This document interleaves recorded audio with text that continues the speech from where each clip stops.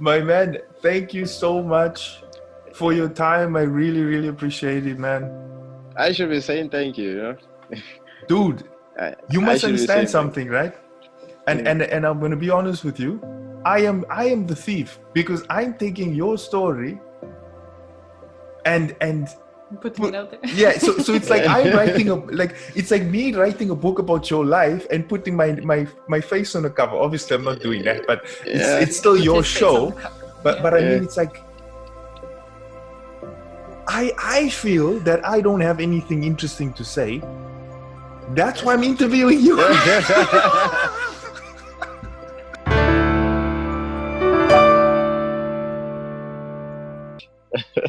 So, ladies and gentlemen, and I hope I say this correctly, David Nosiri? Yeah, David Nosiri. Nosiri. Okay. Yeah, Nosiri, yeah. I'm trying to get everyone's pronunciation right. Yeah. It's okay. My man, please, now the floor is yours. So, could you tell the guys your story? I mean, it's anything you want. Like your story as to like why you thought of an online business or not, or just part of your background so that they get a better understanding of who David really is. Okay, it's been a long journey, but I will just try to put it all together. Like I mean, I know your story, at least part of it that you told me, and trust me, it's super interesting. So yeah, just okay. At first, what got me into the whole dancing game, initially I never had any passion for dancing. I was playing football like every other kid we do on the street, and I kind of came across this popular movie. It's called You Got Served. You Got Served. It's a popular hip hop dance movie. I love that movie. Oh, Marion. Yeah, Marion, and and we at that moment we also had this popular Nigerian artist. Yeah, there are two in here. Peter and Paul. P Square. I don't know if you know about that. Yeah. I know them. Yeah, P Square. Yeah. So then we watched their videos, their music videos, and also. But finally, when I came across this hip hop dance movie, then I kind of developed interest for dancing. And so then I think I was 17 years old already, and it all started from school.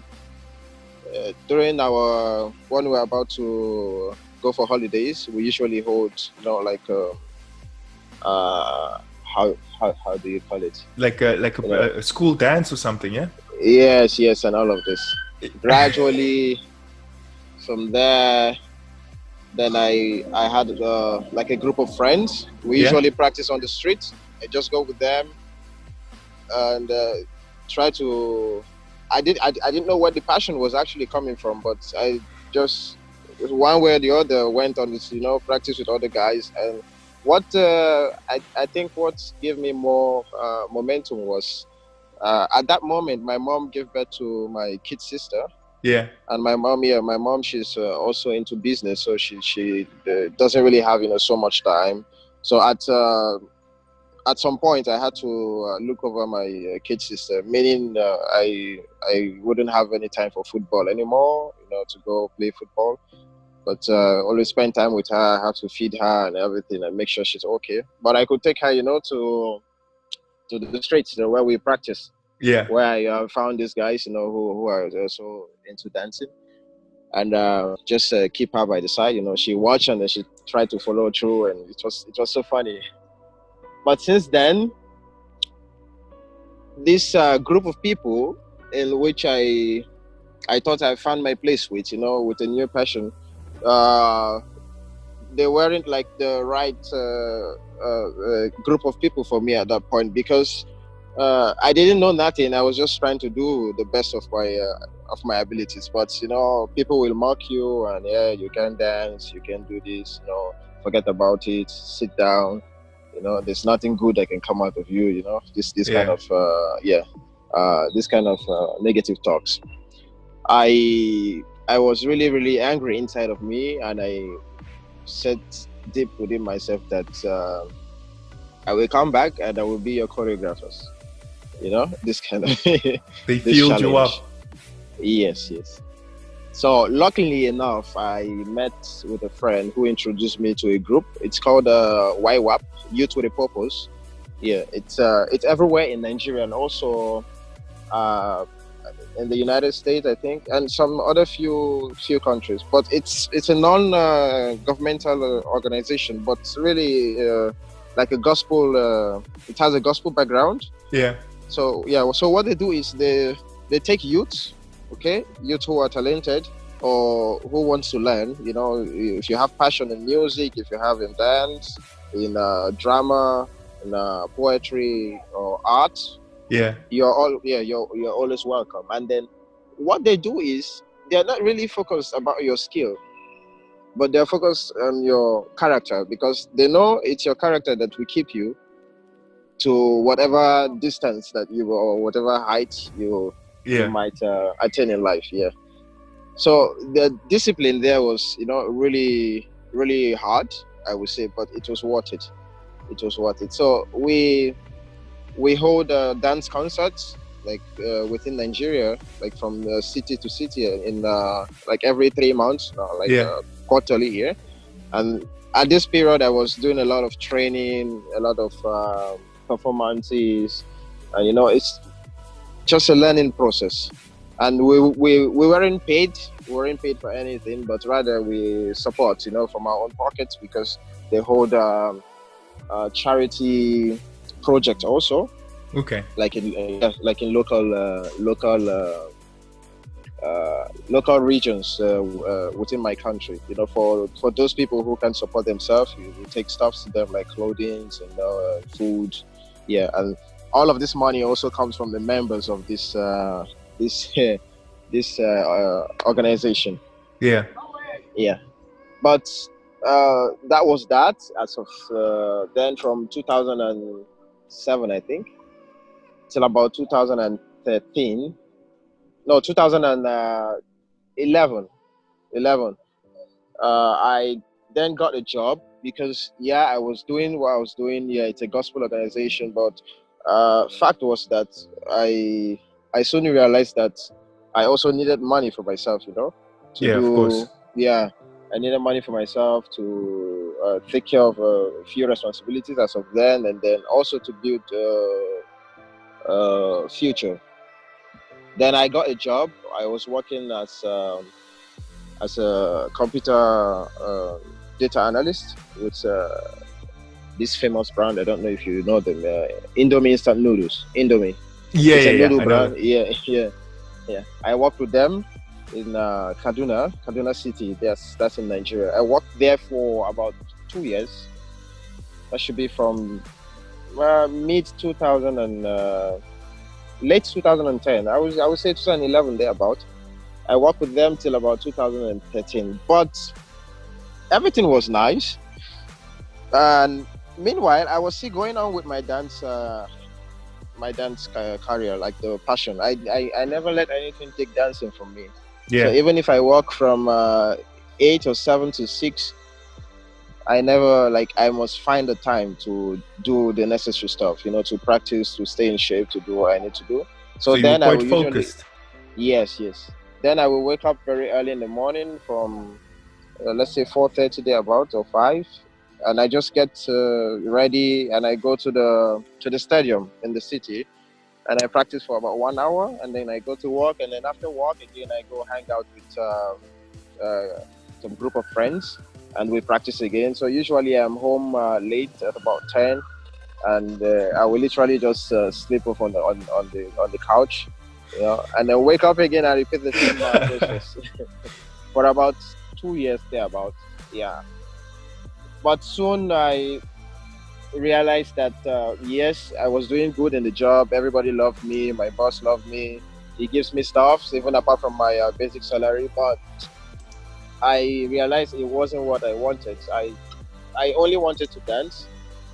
Soon I realized I only wanted to dance and to meet with other creative people to work together to share our ideas and see what becomes of it. So I then made a decision to resign from the job. And at that point, it was really, really difficult because I didn't even know where to start from, because I made up my mind I was going to move to the capital city. That's Abuja. Yeah. Abuja, yeah. I made up my mind to move there. But at that time, I didn't know anybody there. I had no relatives there. I had nowhere to stay or where exactly to go to. But we had this Korean pop competition that was recently introduced to Nigeria. Then it's called K-pop. Yeah, I know K-pop. I was actually surprised when you told me the first time. I was like, what? Yeah. So they came to that city because Kaduna has lots of talent, but without the platforms.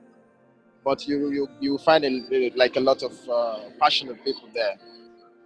So they came and held like a regional contest there, and then the finals was going to be in the city, that's in the capital city itself. So we qualified, and then we were chosen to go represent Kaduna City in Abuja. Okay, that's for the national. That's for the finals. We went there. It was successful, but we didn't come first place. We didn't come first place, but that was like my opportunity to move into that city. After the competition, my friends were like they were going back, back, but I told them that I needed to do some stuff. And I just wanted to see around to see how things were there. Yeah, but they had a good relationship with this girl in Fastival because of my work, I can't move, all the time. But when they had dance gigs, they usually come to the capital city, and that was how they met this girl. But it was funny that she had interest in me, and then she said something to me. She said, "Whenever you come in here, you have a place to stay." You understand? And that was that was it for me. I was like, okay, this is good. So I quickly traveled back, and I told my boss. I went to my boss. I said, it was like he knew exactly what I was coming to say to him. Then he told me that you want to resign. I said yes. He said that yes, he understands, because he knows my art. He understands what I do.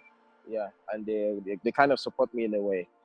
And that was how I resigned, and I moved to the capital city. At least I had a place to stay. And from there, one way or the other, although I already made up my mind about where to work, who to work with, when I get there, and what to do, yes, exactly. So when I was there, I went to the major studio in which I already planned to visit and to see how I could work with them. And then I went there as a regular dancer, and during dance sessions, which it's called like an open day where dancers come together, and we just have ciphers. And so people started to notice me, like, oh, he's a good dancer and all of this. But deep inside of me, I knew what I was doing, to gain that publicity and recognition, from the beginning. Yeah. And before you could know it, I proposed to the studio that, okay, I want to give whole dance classes. Of course, they will say yes, because you already shown what you could do. And they've seen my possibilities. Yeah, that was how I started. It wasn't easy, I would say, of course, in a city where you know nobody, and for the first 1 year, it was really crap about how, because I ran out of money at some point, which was hard.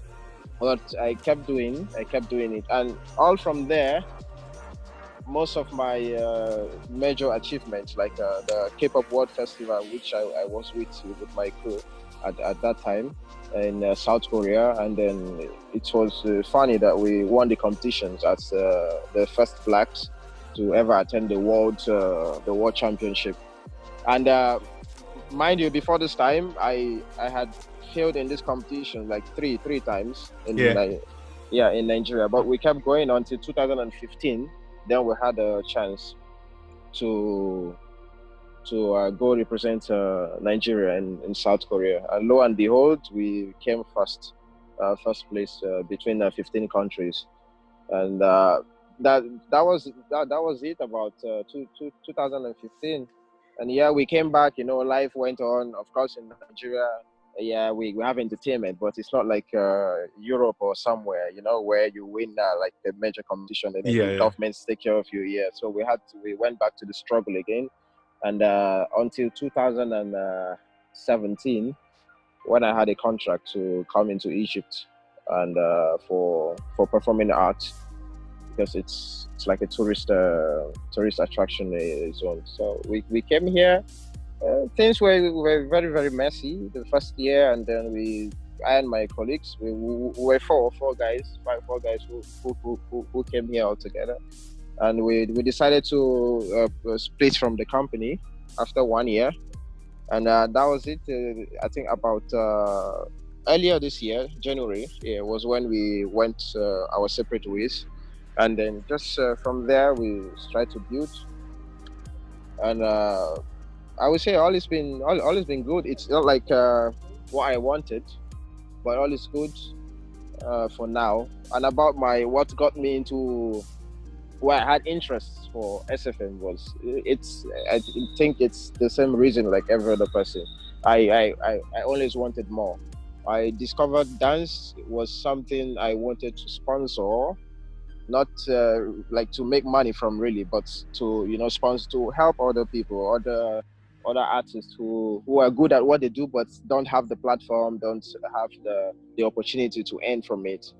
So I was like, I will need something, something different, from what I'm doing at the moment to be able to sponsor such a project like this. That was how I found. I would say YouTube was able to target me with your ad, your ad, yeah, was able to target me. That was how I found you, and I listened to what you said, and I just started from there, from the $29, and then gradually I got into it, straight up. I got into it. I was taking the courses, module 1, module 2, and 3 and 4, and at the moment I would say I'm kind of like having a break, not like from SFM because of some financial situations. Yeah, and I lost my dad last month. Also, my dad passed away, so it's been a really difficult time. So I would say I just went back from to the beginning to study, everything from scratch again until when I pick myself up again, then I will continue with module 5. Yeah, so that's just about it for. That's my journey so far. It's been interesting, I would say. Not easy though, but that's what life is. Yeah, that's what life is, anyways. Yeah. I mean, when every time I hear your story, it's like, dude, you like a survivor, man. Like, there were so many. Sometimes people move from step to step with a kind of lifeline. Yeah. And it almost feels like you didn't really have that, but you just took this leap of faith, right? Yeah. Like not necessarily knowing where you were going. Yes, exactly. But you knew what you wanted, but you don't know what it. Know how? Yeah, what exactly. to look like. Yeah. And I find that so amazing. I mean, it's like I can't see you failing at anything that you at that moment decide that, okay, this is what I want. Like, this is what I want to do.